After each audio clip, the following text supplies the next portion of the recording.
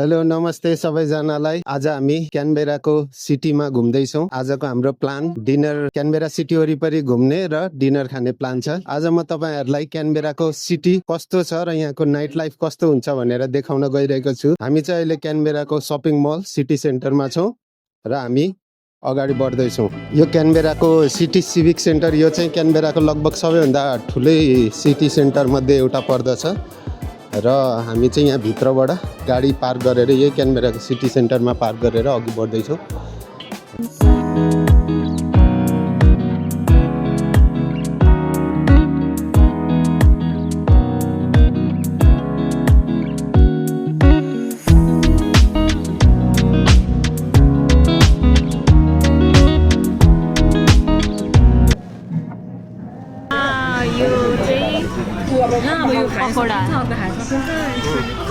हाम्रो प्याज टाइपको नट ब्याड डेलिसियस। मनिषालाई दिन न, बिच त माइकालाई दिन न एउटा हाल्नु।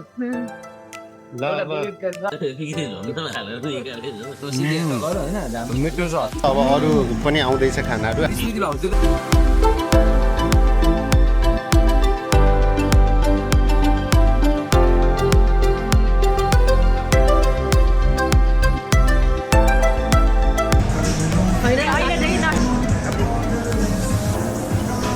ल है त हामी अब हामीले टन्न खाएर अब हामी क्यालोरी बर्न गर्दैछौँ र आजको खानाको भर्डिक्ट म लिनेवाला छु।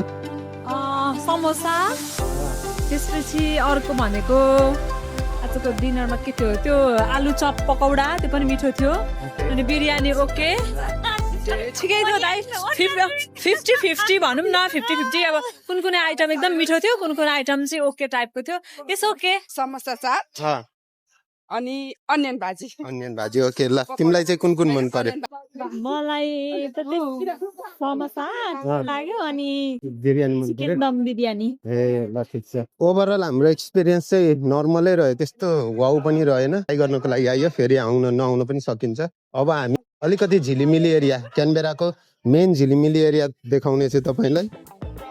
यो क्यानबेराको यो किङ पिन अस्ट्रेलियाको एउटा गेमिङ जोन हो, जहाँनिर चाहिँ गेम्सहरू खेल्नको लागि, त्यसै गरी विभिन्न आर्केड गेमहरू खेल्ने ठाउँ हो र त्यही ठाउँ हामी छिर्दैछौँ र यहाँको रमाइलो म तपाईँलाई देखाउँछु है त। अब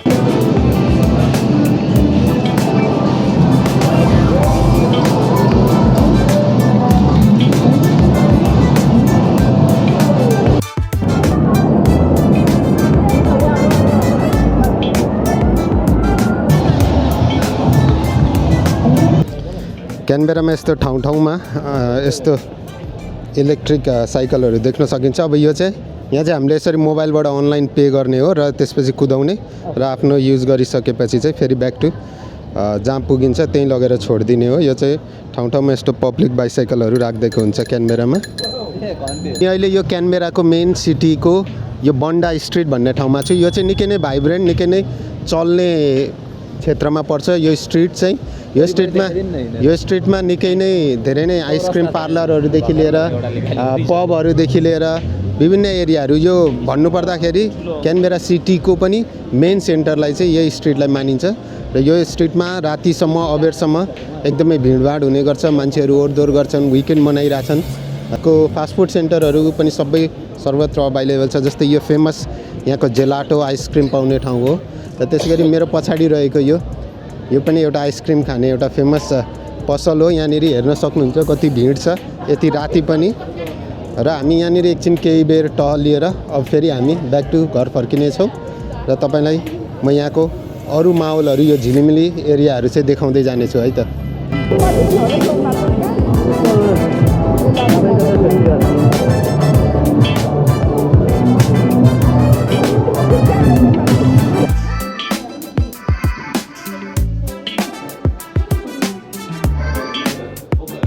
आजको हाम्रो यो सिटी टुर अब हामी लगभग सक्दैछौँ। अब आजको लागि यति नै, धेरै थाकियो पनि र आजको निकै नै रमाइलो भयो। कहिलेकाहीँ चाहिँ कुनै एउटा प्लान नबनाइकन यत्तिकै बाहिर यसरी फ्रेस हुनको लागि निस्किँदा पनि रमाइलो हुने रहेछ। आज हामीले त्यही गऱ्यौँ, कुनै प्लान थिएन र प्लान बिना नै हामी अलिकति बाहिर माहौल हेरौँ। चिसो, क्यानबेरामा एकदमै जाडो मौसम छ, तर आजको माहौल चाहिँ, आजको वेदर त्यति नराम्रो थिएन, ठिक्कको थियो, ज्याकेट लाउँदा पनि भित्र चाहिँ गर्मी नै भइरहेको थियो। सो र क्यानबेराको बारेमा भन्नुपर्दाखेरि सुरुमा मलाई चाहिँ निकै नै बोरिङ जस्तो लागेको ठाउँ लागेको थियो सुरुमा म यहाँ माइग्रेट हुँदाखेरि। तर जब बुझ्दै गएँ निकै नै शान्त वातावरण र निकै नै राम्रो ठाउँ लाग्यो मलाई। र त्यसै गरी यहाँनिर रमाइलो मान्नको लागि एरियाहरू पनि ठाउँहरू पनि खोज्दै जाँदाखेरि यस्तो सिटी जस्तो ठाउँहरूमा ह्यापनिङ ठाउँ पनि छ। विशेष गरी विकेन्डमा तपाईँहरू यहाँ आउन सक्नुहुन्छ। निकै नै रमझम रमाइलो माहौल हुन्छ र तपाईँलाई शान्त वातावरण मनपर्छ भने पनि क्यानबेरा डेफिनेटली तपाईँको लागि हो। र आजको लागि यति भन्दै म यो भिडियोलाई यहीँ नै एन्ड गर्दैछु। आशा गर्छु तपाईँलाई मन पर्यो होला यो भिडियो।